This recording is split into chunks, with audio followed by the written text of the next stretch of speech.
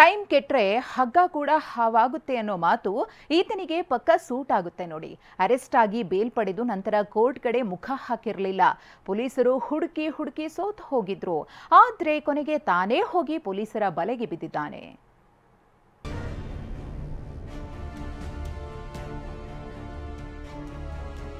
ದರೋಡೆ ಮಾಡಿ ಬಿಂದಾಸ್ ಆಗಿದ್ದ. ಅರೆಸ್ಟ್ ವಾರೆಂಟ್ ಇದ್ರೂ ರಾಜಾರೋಷವಾಗಿ ಓಡಾಡ್ಕೊಂಡಿದ್ದ. ಒಂದಲ್ಲ ಎರಡಲ್ಲ 10 ವರ್ಷದಿಂದ ಪೊಲೀಸರಿಗೆ ಕಣ್ಣಾಮುಚ್ಚಾಲೆ ಆಡಿಸ್ತಾ ಇದ್ದ. ಆದ್ರೀಗ ಖದೀಮ ಲಾಕ್ ಆಗಿದ್ದಾನೆ.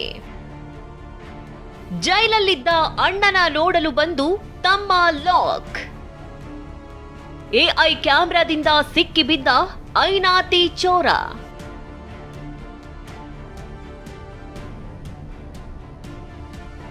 ಈ ಫೋಟೋದಲ್ಲಿರೋ ಈತ ಅಫ್ರೋಜ್ ಪಾಷಾ.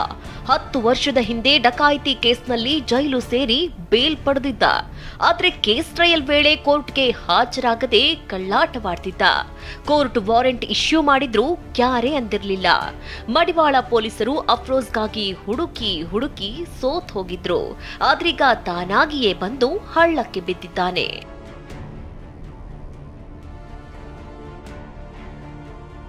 ಅಫ್ರೋಜ್ ಪಾಷನ ಅಣ್ಣ ಕೊಲೆ ಕೇಸ್ನಲ್ಲಿ ಪರಪ್ಪನ ಅಗ್ರಹಾರದ ಜೈಲು ಸೇರಿದ್ದ.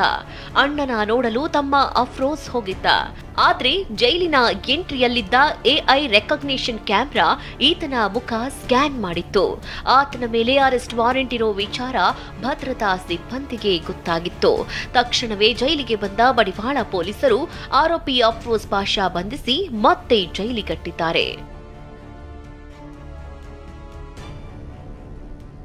ಅದೇನೇ ಹೇಳಿ, ಕಳೆದ 10 ವರ್ಷಗಳಿಂದ ಪೊಲೀಸರ ಜೊತೆ ಕಣ್ಣಾಮುಚ್ಚಾಲೆ ಆಟ ಆಡ್ತಾ ಇದ್ದವನು ಎಐ ಟೆಕ್ನಾಲಜಿ ಮುಂದೆ ಮಂಡಿಯೂರಿದ್ದಾನೆ. ಇನ್ಮುಂದೆ ಖದೀಮರಿಗೆ ಎಐ ಟೆಕ್ನಾಲಜಿ ಖೆಡ್ಡ ತೋಡೋದು ಪಕ್ಕಾ. ಜಗದೀಶ್, TV9 ಬೆಂಗಳೂರು.